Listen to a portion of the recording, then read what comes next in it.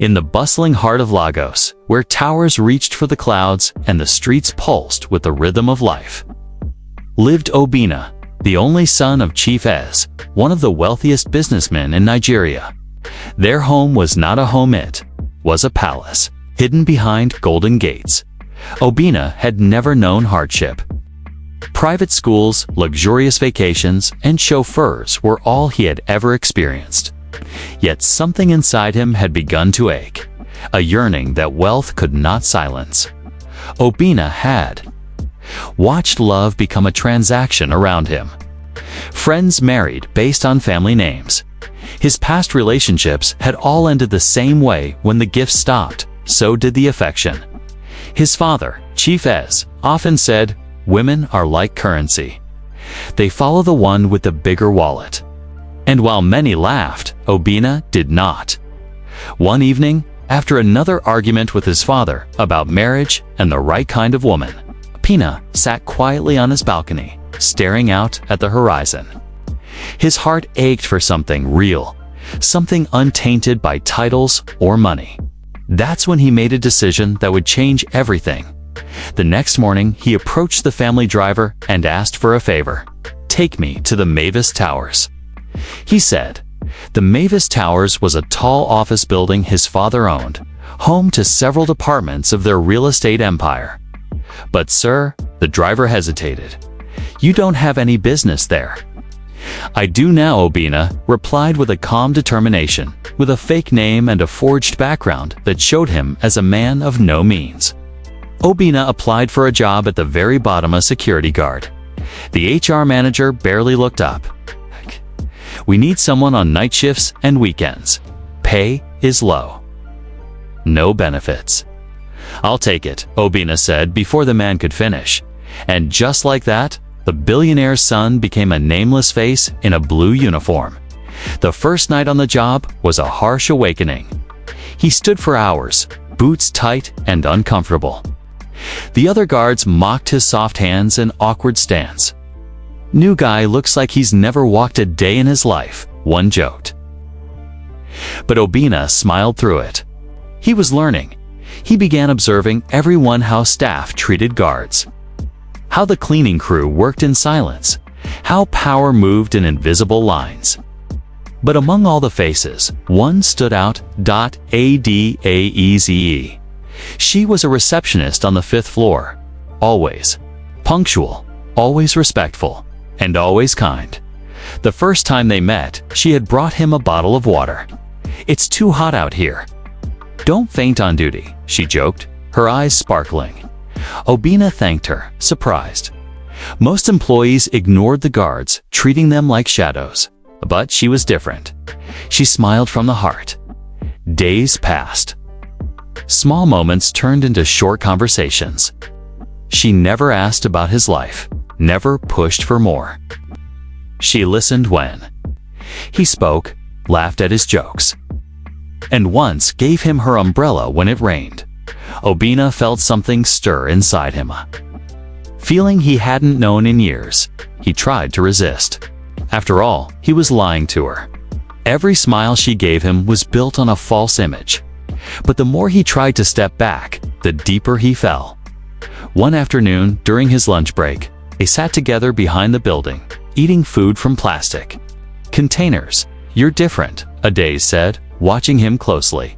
"You don't act like the others." "How so?" he asked, curious. "You look at people when they speak. You listen. Most people don't do that anymore." He swallowed hard. How could he tell her he had been raised to listen, to negotiate million-dollar deals, to study human behavior, to lead? But now, he was sitting cross-legged on a dusty mat, pretending to be someone else. "Maybe I just like learning," he said. She smiled. "Me too." As the sun dipped below the skyline, casting golden hues across the parking lot, Obinna realized something. He was no longer just pretending. He was becoming someone else, someone better. But deep down, he knew a storm was coming. Lies always had a way of catching fire. And when that day came, would Adaeze see the truth behind his deception, or only the betrayal? That night, as he stood at the gate with his flashlight, watching the city glow under the stars, Obina whispered into the wind, "Let her love me for who I am, not who I was born to be." He didn't know it yet, but fate had already started, turning its wheels, and not even all the wealth in the world could stop what was coming. Weeks passed. The days grew warmer, and so did the bond between Obina and Adais. What started as short conversations during breaks had blossomed into moments that lingered long after they ended. They shared snacks, told stories from childhood, and sometimes simply sat in silence under the shade of the giant mango tree near the parking lot. Obina was no longer just the billionaire's son in disguise. He had become someone else entirely. He woke up early, ironed his own uniform, polished his worn boots, and took pride in being on time. He had begun to understand the dignity in struggle, the pride in effort, and it made him admire Adais even more. One Thursday afternoon, after a particularly long day, they found themselves seated again behind the building, eating suja and puff-puff from a roadside vendor. "Do you ever think about leaving this city?" Obina asked, brushing crumbs from his lap. Adais tilted her head. "Sometimes. Where would I go? The village is beautiful, but life there is hard. Here, at least, I can work. Save, dream." "What's your dream?" he asked softly. She hesitated, as if holding something delicate in her chest. "I want to open a small school one day, for girls, back in my hometown. Many still believe a girl's place is in the kitchen. I want to show them the world is much bigger than that." Kana looked at her, genuinely moved. She wasn't chasing handbags, flashy cars, or trips abroad. She had a purpose, something he couldn't say about most people in his world. "And you?" she asked, nudging him with her elbow. "What do you dream of?" He froze for a second. He couldn't say, "I want to run my father's empire differently," or "I want to invest in agricultural technology." Those things would sound ridiculous coming from a man who was supposedly a night shift security guard. "I dream of finding something real," he said at last. "Something honest. A life where I don't have to pretend." Adais nodded slowly. She didn't ask more. That was another thing he loved. She never forced answers from him. She accepted the pieces he gave her, but their little world wasn't invisible. Okoi had been watching. Okoi was a sharp-eyed administrative officer who prided himself on being close to management. He had long admired Adais, but she had never returned his interest. Watching her laugh and walk side by side with a lowly guard stirred something sour in his heart. One day, Okoi approached her at the front desk, his tone casual, his eyes narrow. "You and the new security guy seem close," he said. Adais smiled politely. "He's kind." "That's rare around here," Okoi snorted. "You know nothing about him. These types, ... they always have something to hide. You should be careful." She frowned. "Is there a reason you're telling me this?" He leaned in, voice lower. "I look out for people I care about." She forced a smile and returned to her paperwork. But his words lingered in the air like smoke. Later that evening, as Obina helped load office supplies into the delivery van, Okoi walked by and whispered, "Enjoy it while it lasts, boss man." Obina froze. The way he said boss man made his heart skip. Did he know? That night, Obina sat under the stars, wrestling with the weight of his secret. He had told himself he would reveal the truth eventually, but when and how? If he waited too long, it would look like a calculated betrayal. But if he revealed himself too soon, would she ever believe his feelings were genuine? The next week brought a company event, a small charity fundraiser that the CEO's office had organized. Senior staff and a few lucky employees were invited. Adais had been chosen to assist at the front desk that evening. Obina, upon hearing this, managed to sneak his name onto the security detail list for the event. He wanted to see her in a different light outside their usual routines. The evening was electric. The lights shimmered, music played softly, and guests wore their finest. Obina, still in his guard uniform, stood by the entrance, trying to blend in. Then he saw her. Ade stepped into the room wearing a simple, elegant gown blue with golden trim. Her natural hair was wrapped in a soft headscarf, and she looked radiant, like a queen unaware of her crown. He couldn't take his eyes off her. She noticed him and smiled. He waved shyly, suddenly very aware of his uniform. As the night progressed, they stole glances across the hall. At one point, he offered to help her carry trays to the back room. In the kitchen, with no one watching, they stood close. "You look beautiful," he said, barely above a whisper. She blushed, then teased. "You clean up pretty well too." "For a guard," I laughed. But behind her eyes, he saw something real. Affection, trust, maybe even the beginning of love. But outside that kitchen door, Okoye was waiting.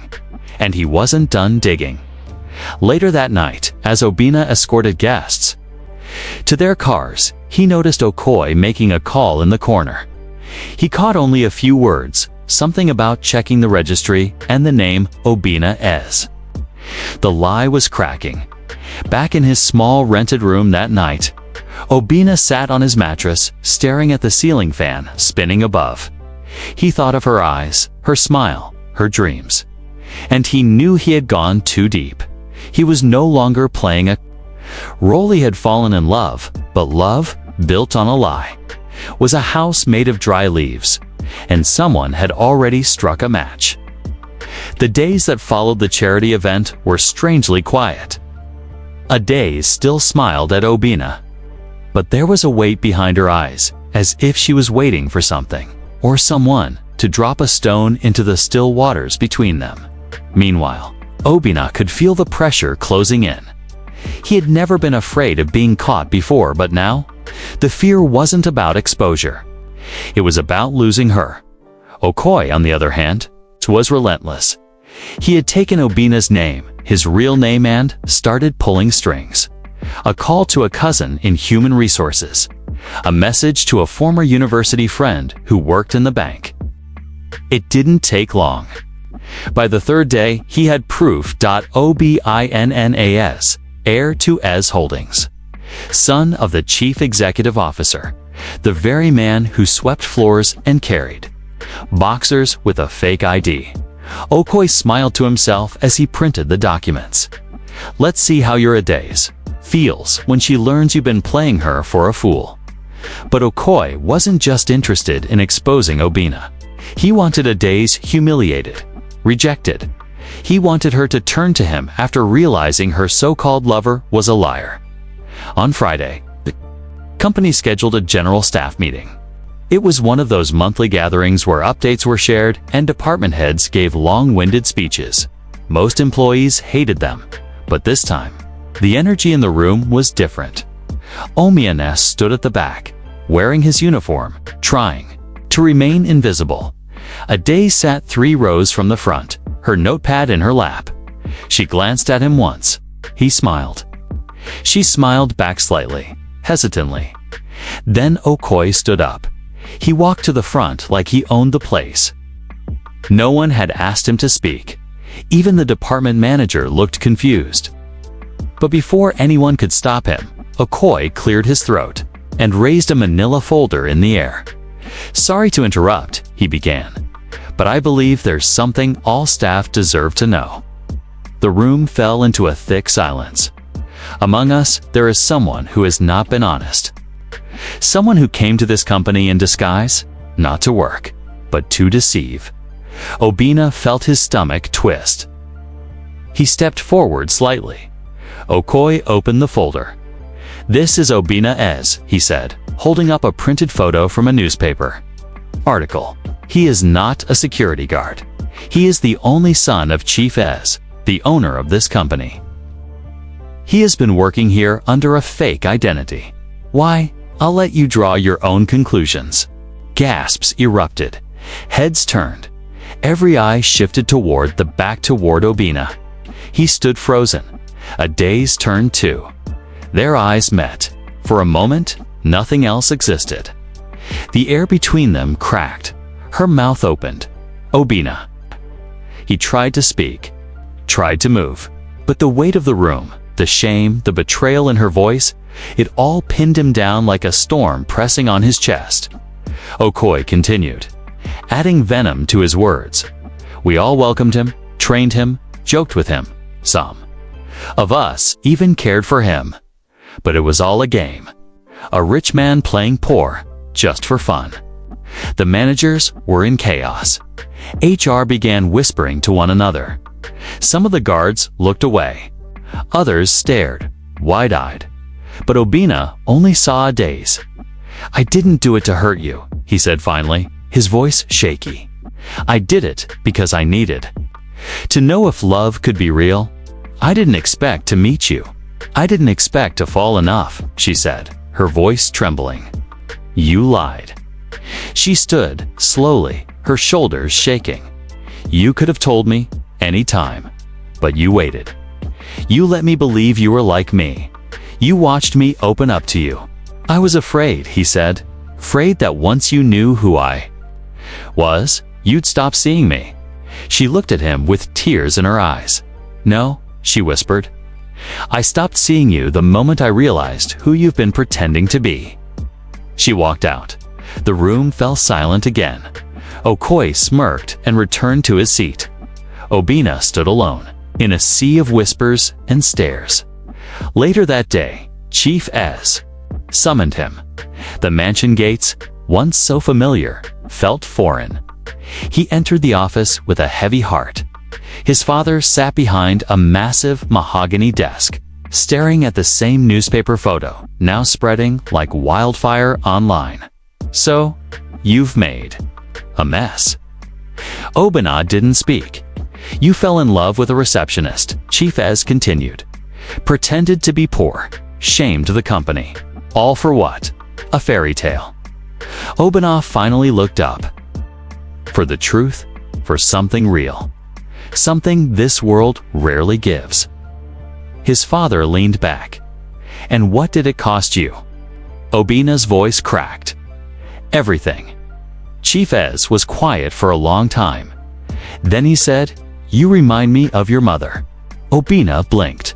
She was like you, too soft-hearted, believed in dreams. That's why I buried myself in work after she died. Dreams never paid bills. Obina stood. Maybe not. But they give life meaning. He turned and walked out, not waiting for his father's reply. He didn't go home that night. Instead, sat on the same bench he had once shared with Adosby behind the building. Under the mango tree, he remembered her laughter, her strength, her dreams of building a school. She had wanted to change the world. He had only wanted to change hers, but now both worlds had collapsed, and he didn't know if either could ever be rebuilt. The following week felt like a ghost town for Obina. The building he once guarded no longer welcomed him. The very uniform that once made him invisible now made him infamous. Every face that once smiled at him now carried curiosity, suspicion, or worse, pity. But the only face he longed to see was Adi's, and she was gone. After the meeting, she had packed her things and left without saying goodbye to anyone. Rumors spread. Some said she had gone back to her village. Others claimed she had taken a new job in another company, but no one really knew. And Obina, he was left with nothing but memories. Back in the Ez family mansion, Chief Ez remained, mostly silent on the matter. He hadn't scolded his son further, nor did he show concern for a days. But Obina knew his father was watching him, testing him. In his own quiet way. One evening, Chief Ez invited him to the study. You wanted to know if a woman could love you without wealth, the old man said, sipping palm wine. Now you know. Obina stayed quiet. Life isn't a storybook, the chief continued. People love comfort, power, and protection. When you strip those things away, only a fool stays. Bana looked up. Then I'd rather be the fool. The old man chuckled. Then you'll lose everything. I already did, Obina replied, standing up. He didn't wait for his father's response. Over the next few weeks, Obina poured himself into something new. He visited remote villages, funded clean water projects anonymously, and began drafting the blueprints for a rural school in Addie's hometown. He never told anyone, not even his father, that he was doing it for her. It wasn't about winning her back. Not anymore. It was about honoring the woman who had believed in something greater than herself. Then one afternoon, while overseeing the building site of the village school in Enugu, something unexpected happened. A group of local women arrived, arms folded, curious expressions on their faces. Behind them, a familiar figure stood at the edge of the red-soiled road. Adaeze.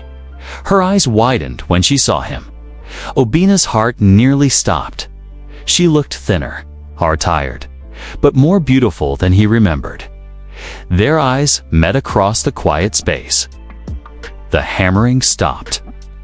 The workers paused. She walked forward slowly. He stepped toward her.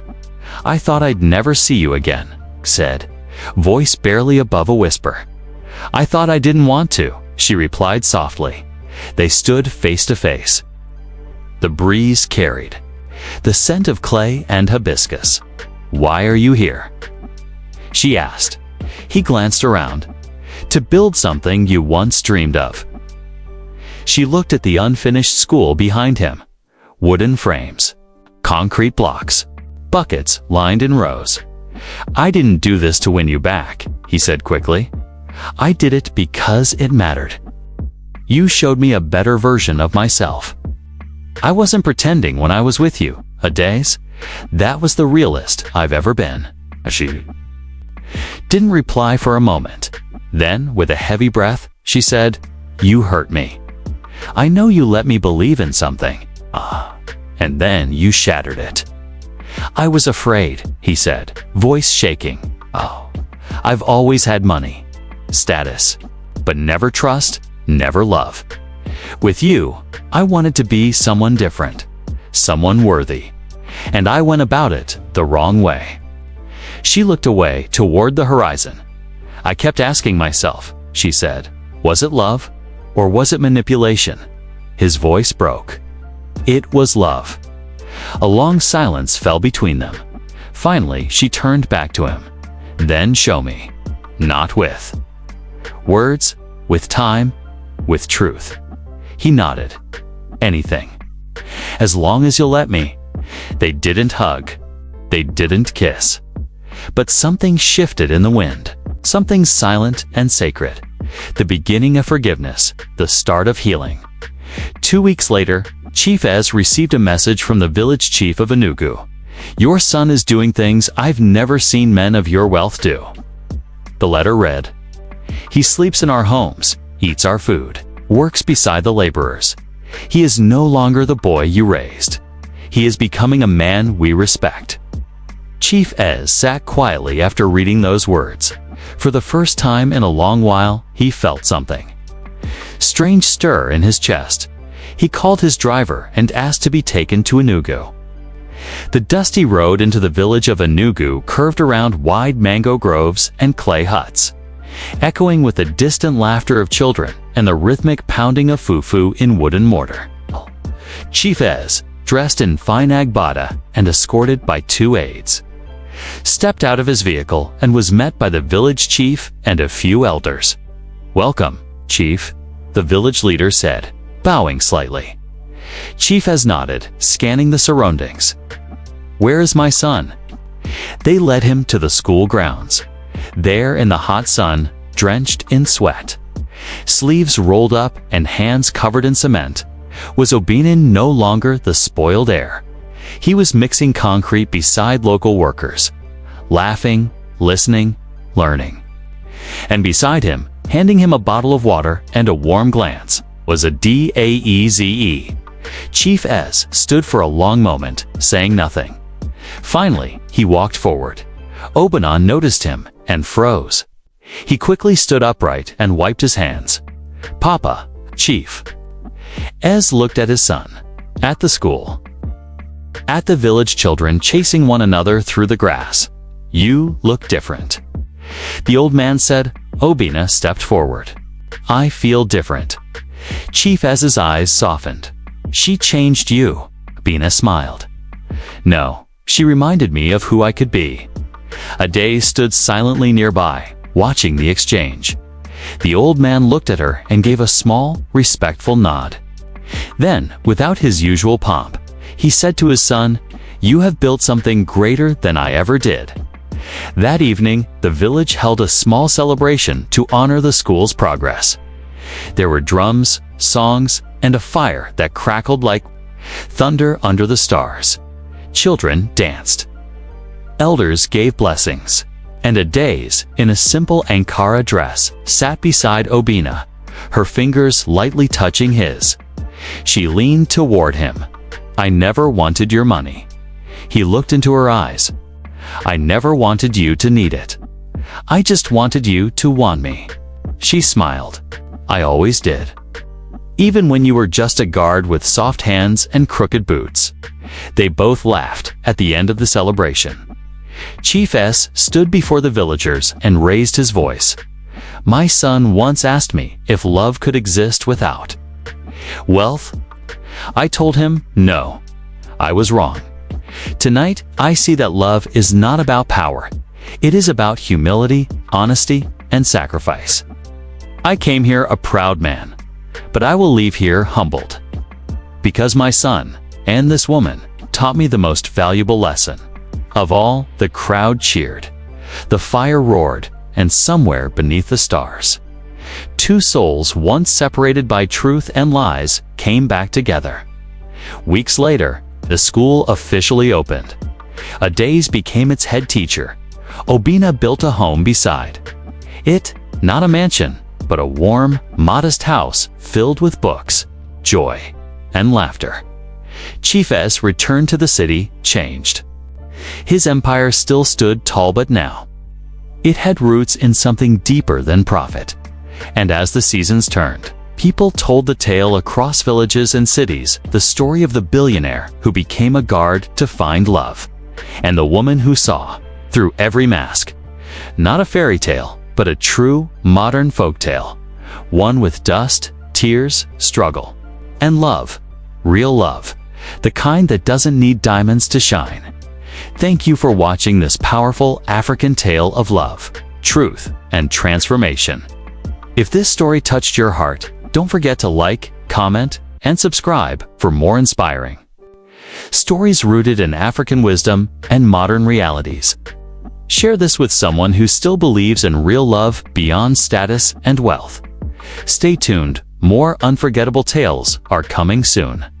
Until then, keep your heart open and your spirit grounded.